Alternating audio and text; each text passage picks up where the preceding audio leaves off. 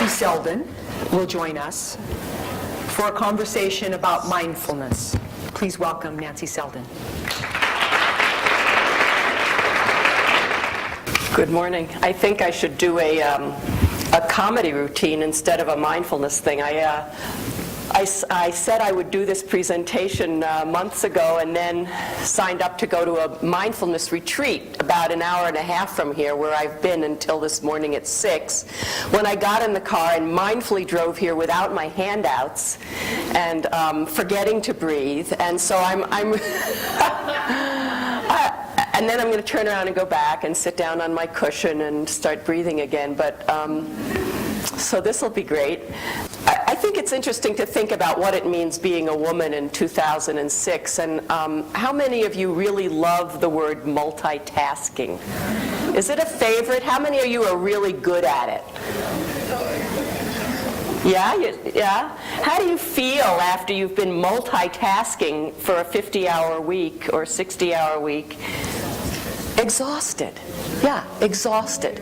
We are hysterical. What did somebody else say? Exhausted, hysterical, irritable. What was it?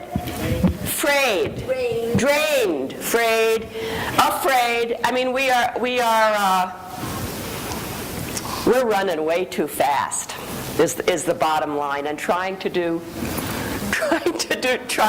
too much in too little time.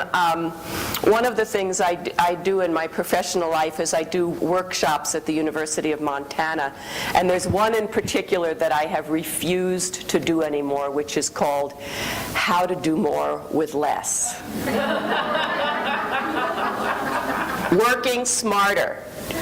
You know, as if you can take a certain amount of time and just press that much more into it, and if you're just really efficient and really smart, you can do the work of 2 people.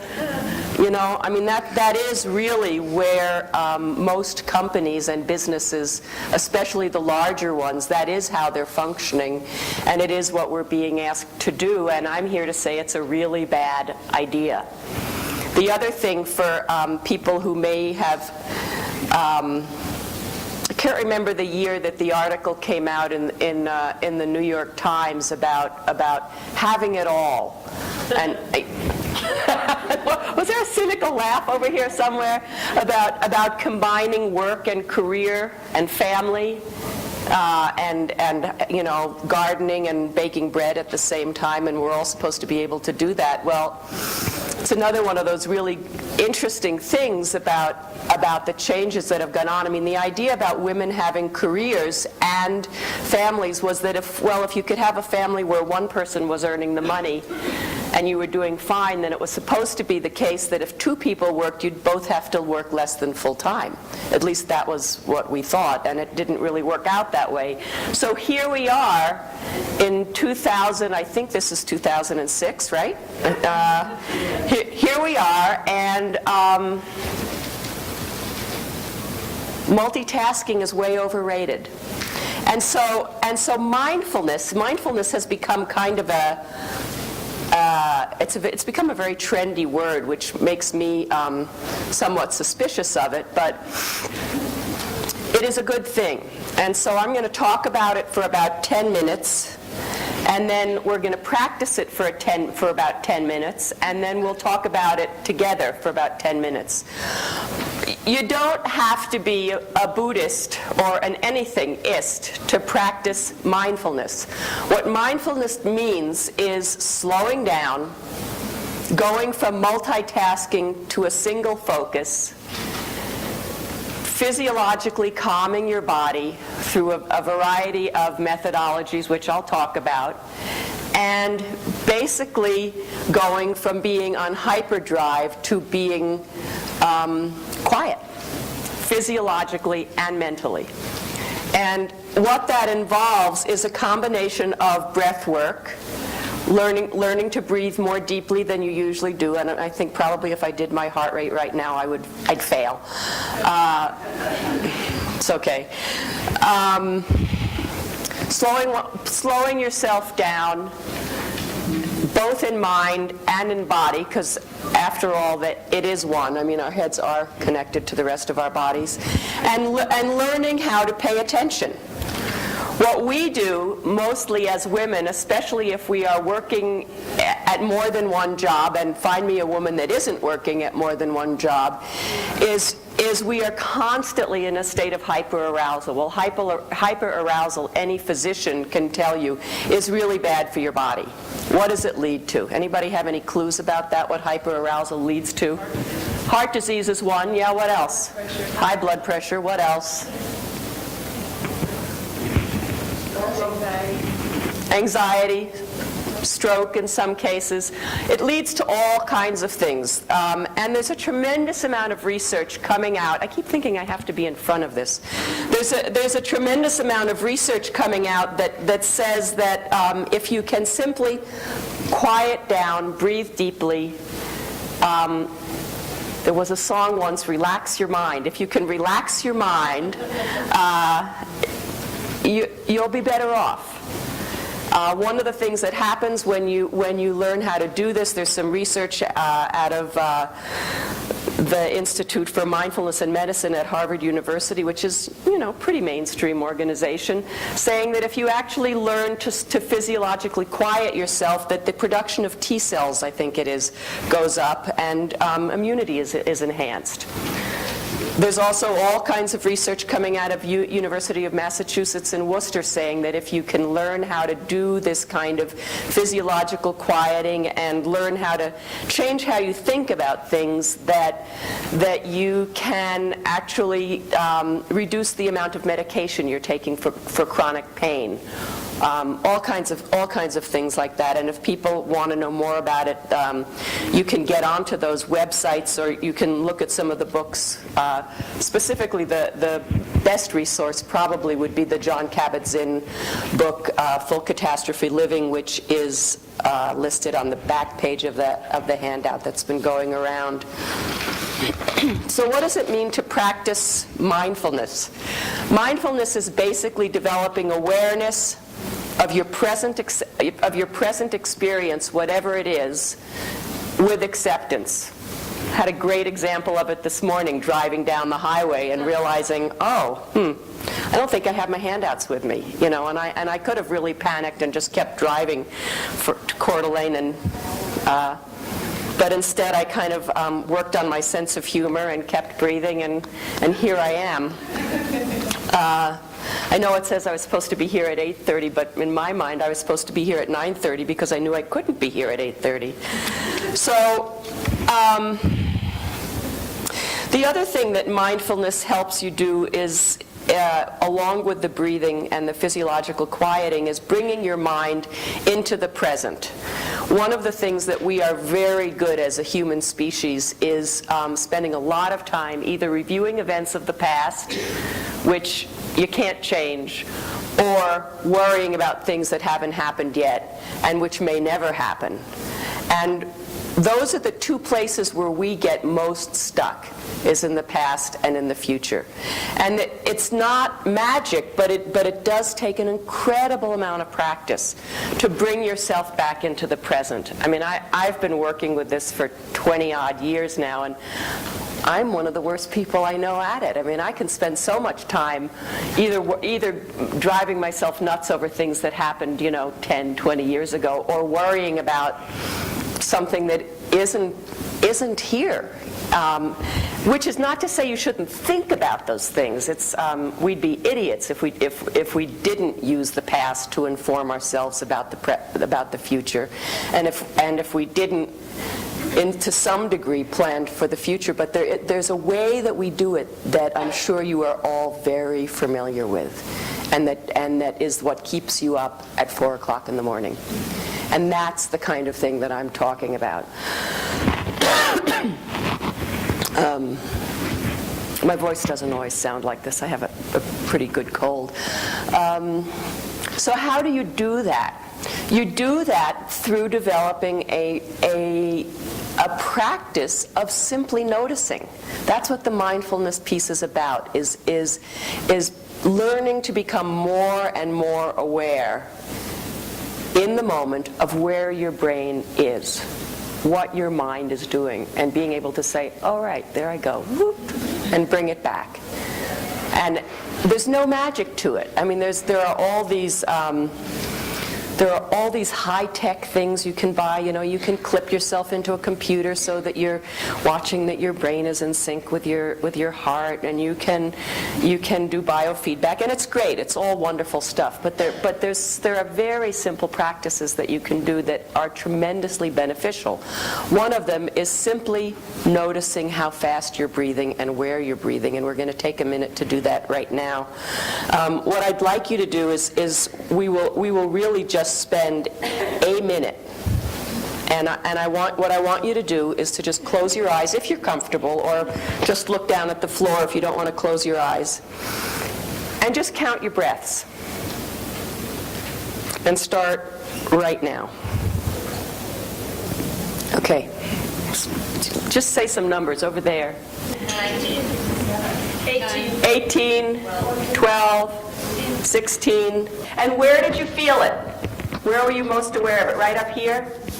Okay. Anybody else? I'm getting one down here. One in the middle. Okay. All right. If you can get your breathing into your abdomen, which we will play around with, and slow it down to around 6 to 8 breaths a minute.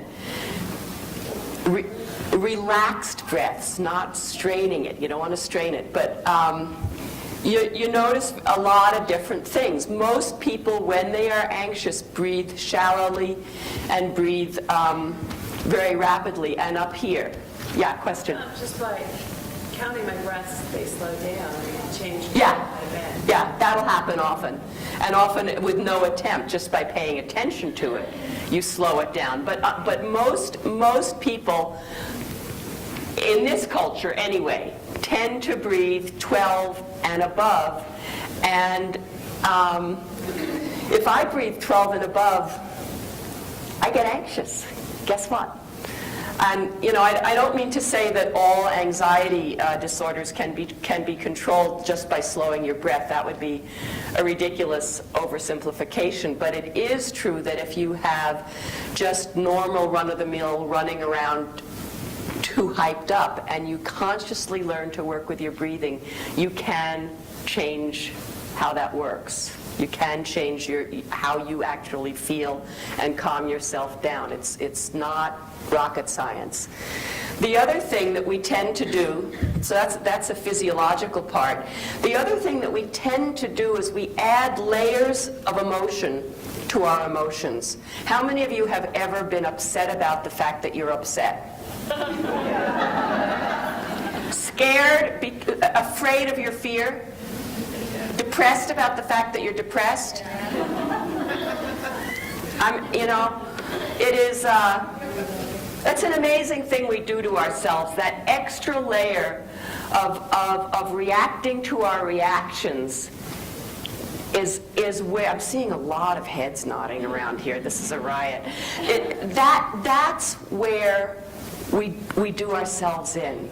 If you are sad and you're okay with the fact you're sad, it's totally different than if you're sad about the fact that you're sad, or if you get anxious about the fact that you're anxious.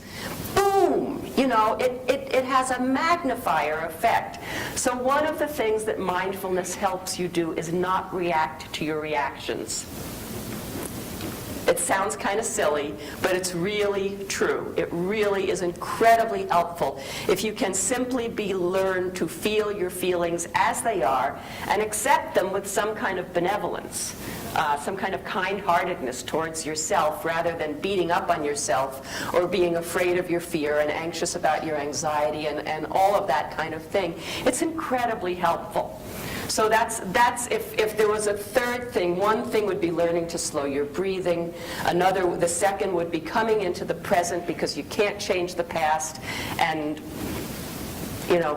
you can plan for the future, but it doesn't make too much sense to be agonizing over it. And the third thing is to get rid of that layer, that extra layer that we all are so good at doing. And the way you do that is simple, but it's difficult to remember to do it. The process is simple, and the process is simply to notice that you're doing it, and to remind yourself gently, no point, and to switch channels. And in psychology, we call this cognitive reframing, but it's really fairly simple. It's learning to not add that extra level of responding to your response. So, what I'd like to do is just lead you through a 15-minute meditation. I will talk a good deal of that time, not all of it, but enough to keep you on track. And then after that, just open it up to questions, because a half an hour presentation is a pretty short one. We're hurrying at relaxing here. So, shoes off if that feels good. Things off your lap. Get as comfortable as you can in these chairs. And either closing your eyes or just relaxing them and looking down, out beyond your knees somewhere, or even into your lap. Without forcing it, just try and pay attention. You might even want to put a hand on your belly and see whether you can invite your breath all the way down. You really have to breathe all the way down into your lungs, even so that you feel it in the backs of your ribs. You really want to breathe with your whole body. So start by imagining that you have 3 sections to your breathing: the upper, the middle, and the lower. And the upper is right around your collarbones, and the middle is right around your heart, and the lower is above your belly button. And as you're breathing in, just try and imagine filling that whole container. And just pay attention to whatever sensations are presenting themselves. Be aware of your feet resting on the floor, sensation of your skirt or your pants on your legs. And the thing you want to do is to really slow your thinking. And the way to do that is to pick 2 words. You might just start with in and out, so that when you're breathing in, you're saying to yourself, I know I'm breathing in.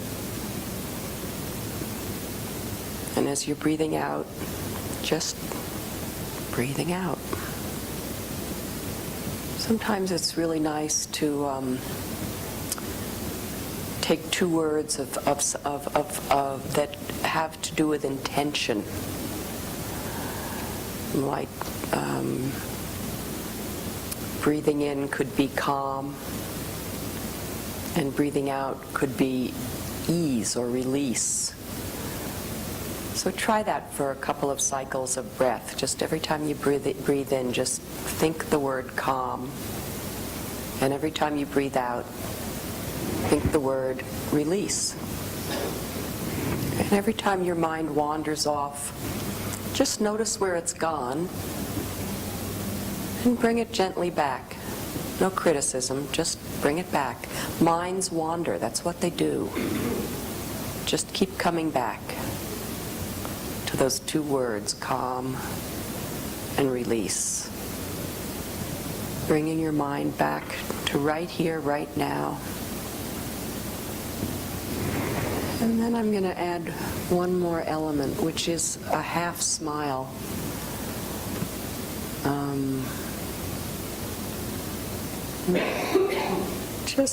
Just be aware of your mouth and see if you can find a very relaxed but slightly smiling face. Noticing when your mind has wandered away and just bringing it back. And one last breath, and that's 15 minutes. So whenever you're ready, open your eyes, and I'd love to know how you feel, how that went. What did your minds do? So many people have said to me, I can't meditate, my mind, I can't stop thinking. Well, of course not. Minds think. That's what minds do. That's what they're meant to do.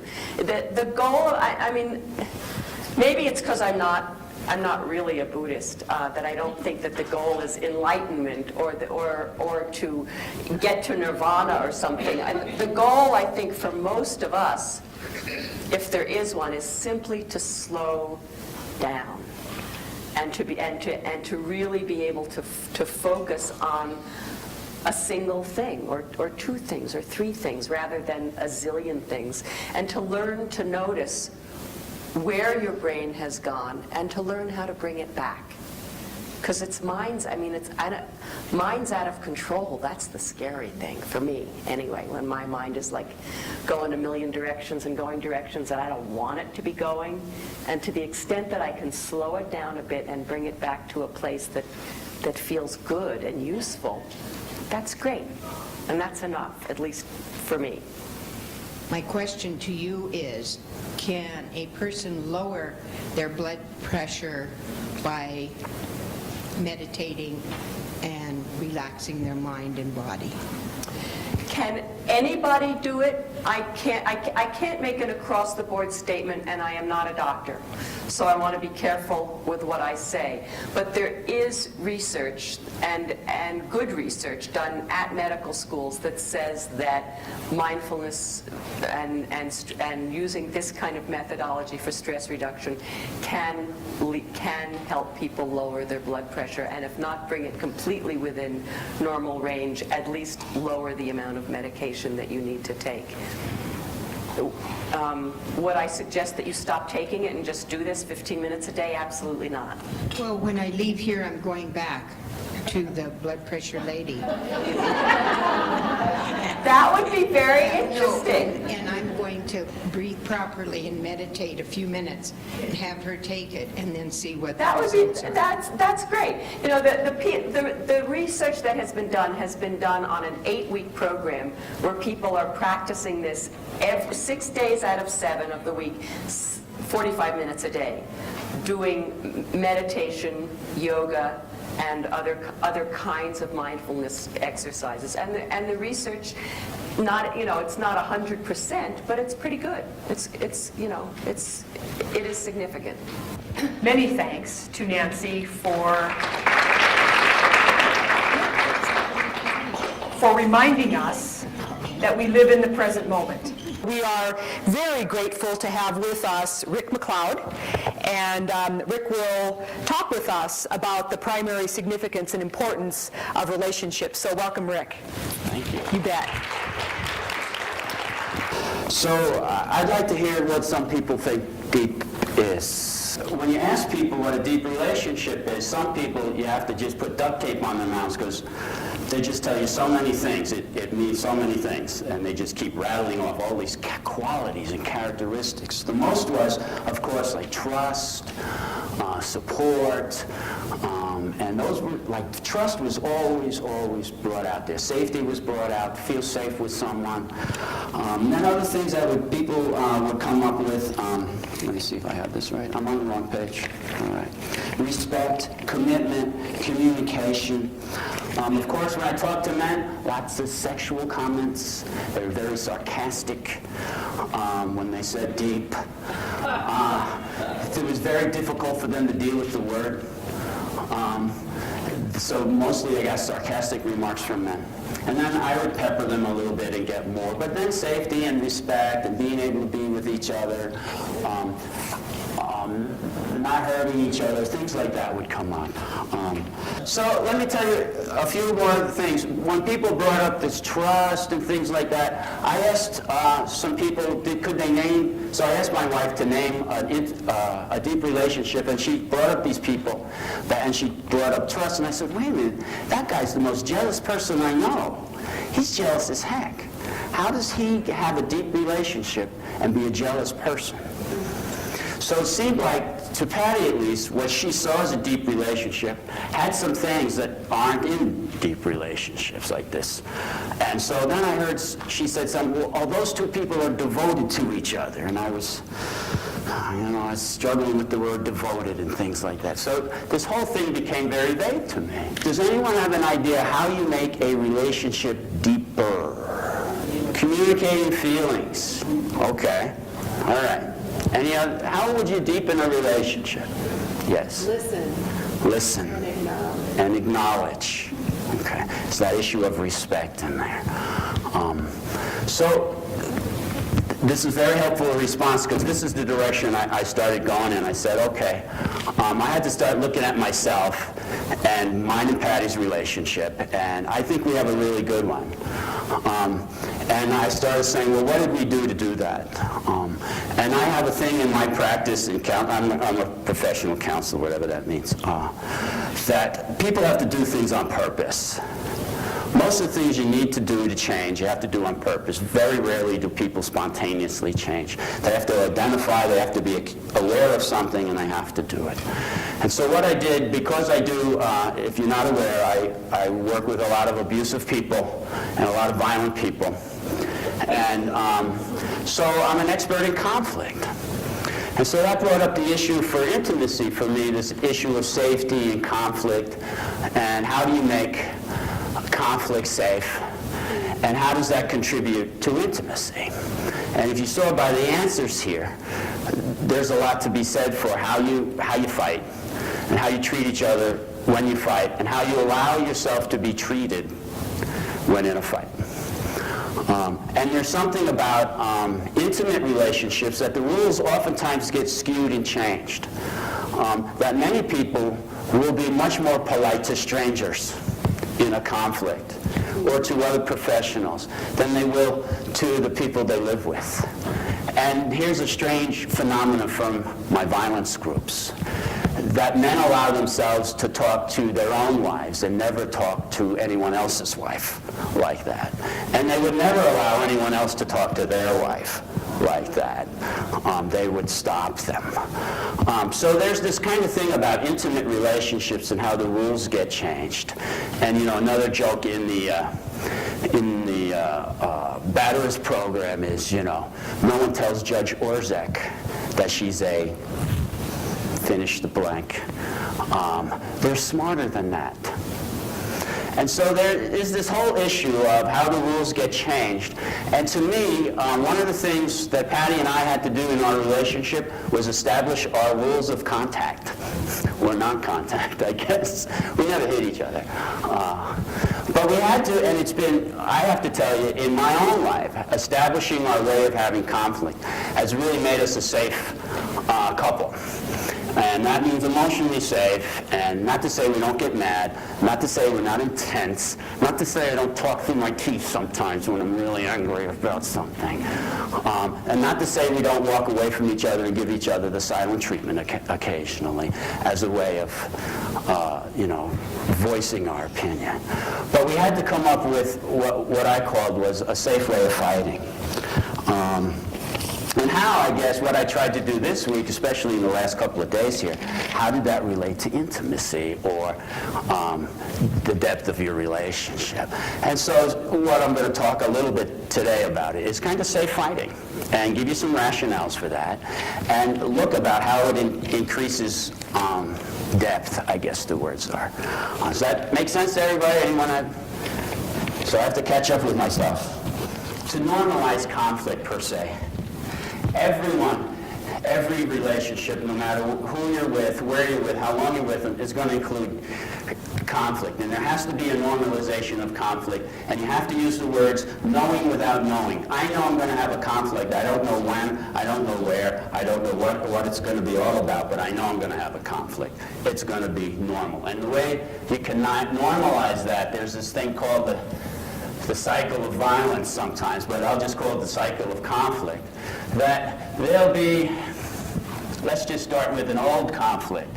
There's what I call it airing of grievances. It's a nice way of kind of putting it, right? There's an airing of grievances. This usually involves some pain and hurt. But there's a positive thing, which is to say there's usually some sort of build-up. People don't just fight. There's a buildup. They've been thinking, they've been feeling, they've been ruminating and things like that. And so another expression is, everyone feels better after they puke. Before you puke, you're feeling really bad. You puke, and you let it out. You air the grievances. So not only is there pain and hurt, there's a relief. I got it out. We had it out. I feel better, you feel better. Maybe we do a little silent treatment, and we come through some sort of makeup.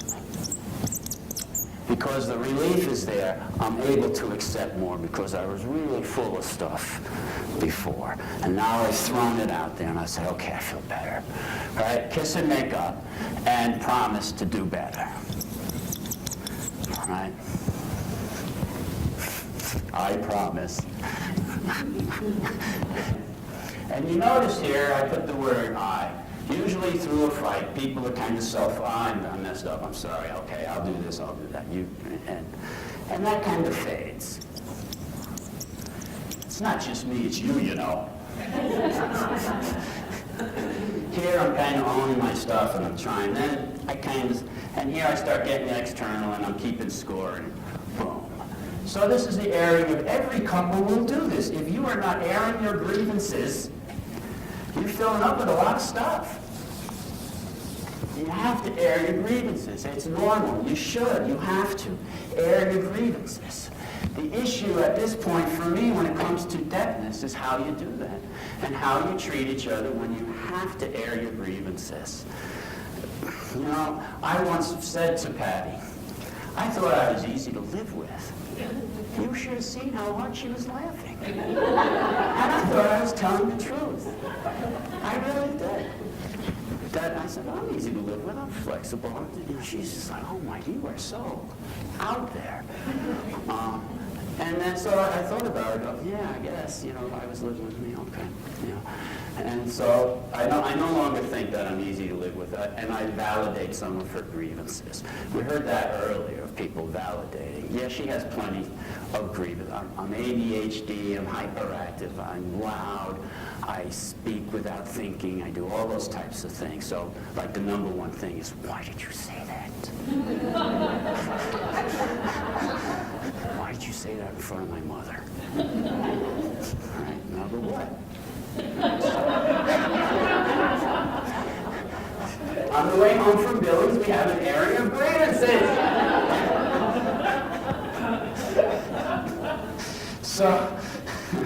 So here we are. What happens is this thing of harm and hurt. And so every conflict, and what we had to do, and I think what really was helpful, when Patty and I were second marriages for both of us, we were both in our 40s, we were both set in our ways, we were both kind of control freaks. We had a lot of stuff to iron out. We had a lot of stuff to iron out. Money, kids, histories, how we do things, what Christmas looks like, all that kind of stuff. We have people who are established in the way they think life should be. Right? And how I like things. So we had a lot of power conflicts, a lot of them. And the first 5 years we were really intense. And there were a couple of times we got, what I would say, bad. You know, when you have one of those bad fights, you don't talk to each other for like a whole weekend. And I see anger as a painful experience. And so, nice weekend, right? Really nice weekend. And then one day it's like, well, we got to go to work anyway. We might as well talk to each other. That kind of thing. And so what we had to establish, and part of that is because I do these anger and violence groups, I really believe I'm supposed to walk the walk. I can't be doing this stuff with all these guys and not walk the walk. And a lot of our time is not spent on physical stuff. Physical stuff is this thing that happens once in a while. What usually happens with people is more verbal, emotional, psychological pain and hurtfulness goes on the way up here. Most people don't cross this line. There's a difference between a person who gets physical and people who don't. But many people do stuff in here that they, you know, she does it too, or he does it too, everyone fights. It's much more vague, it's hard to identify. When someone's physical, it's obvious, boom, that's wrong, you can't do that. This other stuff is more vague, and people have a harder time identifying. Plus, we have this whole thing of, in my intimate relationship, I act differently than I do outside my relationship. It's that whole thing, I'm allowed to hit my kid, I can't hit your kid.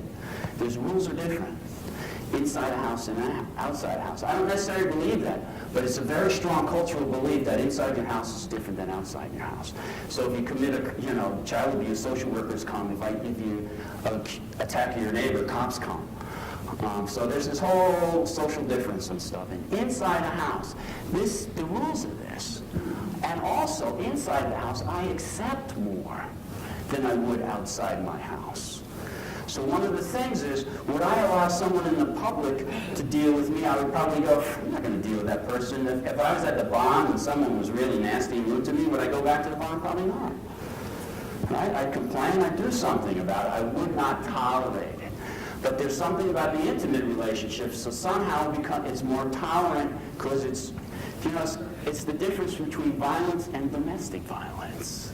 Somehow we think it's different. Because I've been in the field a long time, don't see it that way. It's the same anywhere you are. But we as a people, as a culture, as married people, act towards each other sometimes much more harsh than we would towards anyone, and we tolerate much more harshness than we do from other people. And go ahead. Well, so as a devil's advocate, if I have a deep relationship with someone, they know my buttons. They can push those verbal, emotional, and psychological buttons. And I may have an unwritten agreement. If I show you this, then you know it. That would be? And you can be my teacher about some of my deep stuff. I won't talk to anybody else about it. Yeah, you're safe. I have wounds. I have things in my past. I have embarrassments. I have humiliations. I have mistakes. I share them with you. How do I share that and be safe? Again, we're going to look at some of the rules of conflict, because one of the things you brought up is, what am I allowed to say to you? So just like one of the things we have, one of the rules is, in conflict, not allowed to talk about anyone's family. At all. No one's family is allowed to come up. Why not? It's a hot button. Right? Even if it's absolutely true. Absolutely true. Does not matter. The issue is how it impacts the other people, and whether it's harsh, harmful, and whether you're going to talk to each other after the fight's over. When people have long, significant silent treatments, it's because of behavior that happened during the conflict, not because of what the conflict was about. It's about conflict behavior. Someone said something or did something really hurtful to another person, and they're like, they want distance. They want distance from you because of conflict behavior. Not because we were fighting about how much money you might have spent, or you let the kids stay out too late, or where were you when I was at this place, I was waiting for you, those types of things that every couple fights about. Does that fight, without rules, lead to people saying all sorts of stuff, so that now the fight's about what happened during the fight? And so very simply, if you want safety in your relationship, it sounds silly, but most emotional regulation is about not doing. It's about not doing. And most anger management is about not doing. Right? I get really mad and I smash this. Management problem. I get really mad and I don't. Successful management.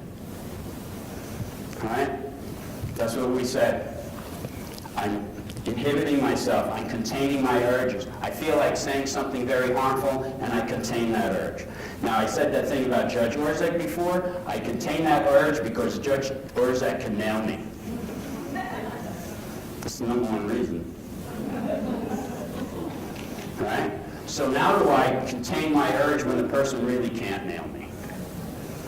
And they can, because they could say something hurtful back, but I have to look at why would I treat this person this way? And again, if that person isn't restraining themselves, why would I let someone treat me this way? And how do I establish that you don't get to treat me this way?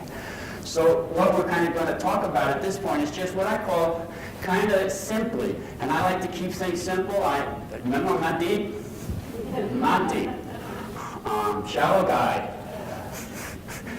I create what I call, at Patty and I created what we call a conflict box. And this comes out of parenting stuff that I did for a long time of what are you allowed to do when you parent your child? How crazy you're allowed to get. That's kind of how we call it. How crazy you're allowed to get. And we look at what's outside the box as opposed to what's inside the box. It's easier to identify what not to do. Now, the hard part of it is it's really not telling you what to do. I mean, this is about deepening your relationship. But what I would propose to you is if there's a lot of things that you don't do and don't accept the other person to do to you, will deepen your relationship because it will deepen your safety, which will deepen your intimacy. If you're not safe, I'm not going to share. And that's our definition of intimacy.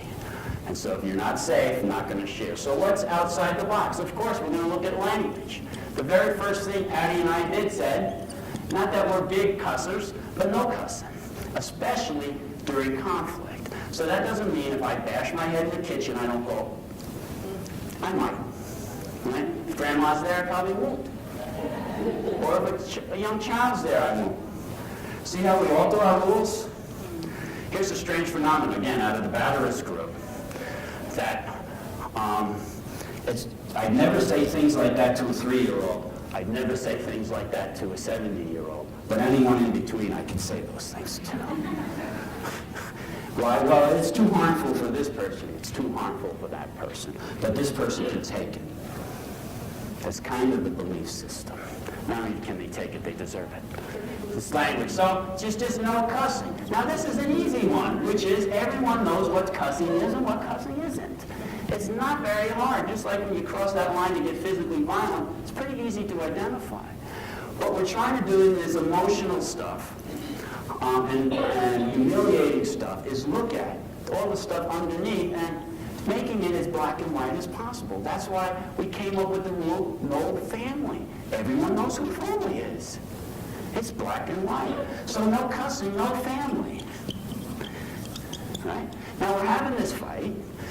Can we be intense? Yes. I have a strong personality. So does my wife. She's a very strong personality. She explained it. This was a great story one time. Patty and I are going at it, and my son's getting in between us, and Patty goes, "Would you relax? Me and your dad have really strong personalities, and I'm not going to do what he says, and he's not going to do what I say. So we're going to fight." And I looked at one, thank you. And to me, there was this big, I was like, oh God, that makes so much sense to me. Okay, we can have this fight. It's not terrible. It was one of those ways of normalizing fighting, and that was just a big piece of insight to me, because before that, I thought, fighting terrible, shouldn't fight. Now I'm like, all right, I'm strong, she's strong. How are we going to exist in this house? So can we get intense? Yes. What's the definition of intense? You know, it's body language, it's my focus, it's my demandingness, whatever it is. But there's lots of things I'm not going to do in order to communicate that. I'm still going to be angry, right? And I'm going to be angry, you're angry. I don't like the way you're treating me right now, right? The mood fight, everyone has mood fights. What do you mean by that? It's just a mood fight. You have to be able to identify a mood fight. So, when you look at rules, and that's all we're really talking about. If you do not have rules in your conflict, then you'll break them without knowing it. So, the no cussing rule, so what happens is, right, you're having a fight, someone decides to cuss. Oh, okay, I guess we're going to cuss now. Right? What you have to be able to do is be able to say, no, we said we're not going to do that. Someone has to say that. Said, you know, we said we're not going to do that anymore. Let's not do that. Someone has to say those words. Someone has to be the ref. Now, I could either say that, or I could go, fine, I won't cuss. We said no family, right? When we say no family, let's not do family. Establishing rules. Now you do this, you don't do this while you're fighting. Now this is hard. This is hard. To talk about fighting with your partner is hard. It is. Who wants to talk about? Oh, so you're saying you're gonna? No, I'm talking. Right? I'm saying we need, and we specifically said out loud, no more cussing, no more bringing up anyone's family, no more accusations, no more accusing. Right? Accusing is you. Right? So no more accusing. Now, do we still, every once in a while, you know, I have a family that, you know, is neurotic as anyone else's family, and she has a family that's neurotic as anyone else's family. Do they scrape on us and make us itchy and stuff? Of course they do. All right? Am I allowed to say something? Sure I am. During a conflict? No. We can get sarcastic about each other's family, and we can complain about each other's family. But if we're in a conflict, we got to keep them out. Why? Because it's a button, and it's going to give me some sort of chemical surge. And when I get a chemical surge, it makes me focus. Right? It gets me kind of tunnel visioned, closes up my ears a little bit, all those types of things. All right? Chemicals are very powerful. We all know what they feel like. You get this kind of rush, and you know, you can see when the other person's going through it, and it turns us into these kind of fear-based people where we get really focused on. So the picture I want to do is a common one, which is the basis for most, you know, I'm angry, you're angry, or whatever it is. All right? Here's Rick. Here's Patty. I'm so sophisticated. See how deep I am. Patty's doing or not doing something I'm witnessing that causes some sort of disturbance in me. It's a disturbance. On some level, this is the way the world works. This is disturbing me. You're breaking some sort of rule I might have in my head or how I believe the world should be. You shouldn't be doing this to me. You're bad. You need to be punished. Right? I punish you by being harsh. Right? The number one motivation technique in the world is to point out what someone's doing wrong and become emotionally harsh towards them so that they will not do it again. That's the number one motivation technique in the world. If you look at parenting, if you look at marital stuff, the number one way to try to change someone is to become emotionally harsh towards them. That means yelling, name-calling, attacking, all that kind of stuff, with thinking that's going to motivate them to do it differently next time. Right? Now, if you were trying to teach someone, there's a famous study trying to teach someone to drive by only giving them negative feedback. That's all you did. It was a study. Most people refuse to drive. After a little while, just being told what they were doing wrong, they said, "You drive." It didn't motivate them to do it better. But it is the most common response we have. And that's what you kind of have to look at with, on this fighting thing. Is my intention is to use this and this, right, to get you to change. Because I'm having an area of grievances, something you're doing or not doing is really bothering me. It's causing this disturbance, and I want it to change. My own experience is that when Patty and I did this, our fights became much smaller in intensity and frequency and length, and our silent treatment and what I call conflict hangover. Conflict hangover is when you're mad about what happened in the fight. Shrank unbelievably.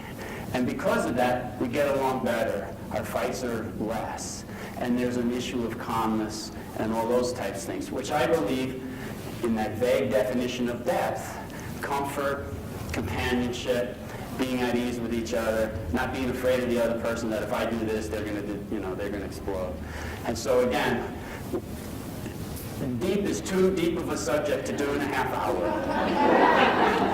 So I tried to just do this one little segment. I hope it was helpful to you. Thank you very much. At this moment, we have another expression from living art. We've talked already about connection. You heard some expression, those of you who were here earlier, in poetry and expression by Sheila. In the next speaker, Sarah, yes, she spoke about presence. And one of the ways to be present is to be in your body. And then we talked about relationship and connection. And movement can provide an opportunity for all of that. What living art tries to do is to provide expression so that we can connect to someone else, we can connect to a group, and we can connect to our community and be recognized. And we can also connect to ourselves. We are all experts at moving. We were doing this before we were born. Many of you have experienced that. You may not remember doing this inside, but you may have felt it on your belly or someone else's belly. So the next time you say to yourself or someone else says to you that you can't dance, just say, oh, I'm an expert at moving. I have been doing it for more than 40 years. Okay? So keep that in mind. And if I could have a little music, I'm going to invite you to move with me. Things that we can all do. Now, this is an invitation. What I want you to do is just kind of find a little comfortable spot in your chair and be aware of where your neighbors are. Okay? And just start with feeling your feet on the floor. Wiggle them around a little bit. Notice that the bottoms of your feet are there. Okay? And I can have a little more volume. And your feet are so far away we often forget about them. Now, feel your tush in that chair. Yeah, I see a little hip action going on. That's great. That often is holding you up in the world sometimes because we do a lot of sitting in this culture. So let that kind of happen and reach down, say hello to your lower leg and say hello to the other leg, okay? And bring it up and say hello to your thighs. Thighs are great. They help us walk around. How about your arms? Wake them up. Say hello, okay? We're all here. Give it a little shake. Give it a little shake. Roll your shoulders a little bit. Now let yourself roll forward and reach down towards your toes and come back up. And reach forward again and come back up. And this time just kind of reach forward to your knees, and if you like, rock forward and stand up. So you're up on your feet. And still feel those feet on the ground. Feel that happening. And let the music kind of come into stepping back and forth. Just back and forth. It's simple. It's like walking. We can all do this. Okay, notice that movement is starting to come up into your hips a little bit. You can't help it. And let that hip wiggle over to one side.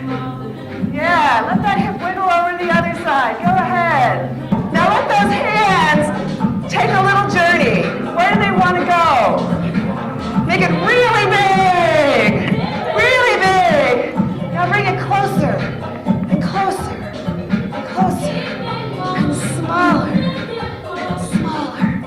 So that little bit of life is inside of you. Inside of you. Just keep it kind of humming there. That little wiggle can stay with you all day long. So we can feed the volume a little bit. Yeah.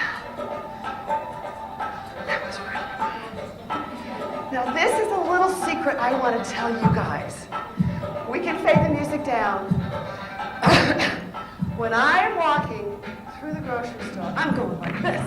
Yeah, ooh, there's the broccoli. Ooh, cool. Hey, hi. But what everybody sees is this. All that is going on inside of me. It is my happy secret. Now I can go like this, and you may see me doing that out in the world. But I also have that little bit of life, of movement that is carrying me through the day all the time. So the next time you walk into a place where you might feel a little shy or a little challenge, do this. By doing like this. Because you can. Expression is important. Expression is part of your life. And you all are experts in moving. Thank you.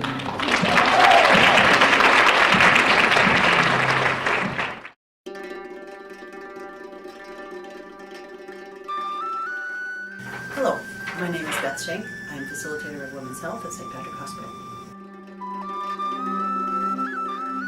On February 15th, 2007, Deb Sybrand, physician's assistant in cardiology at the International Heart Institute of Montana, will be discussing women's heart health.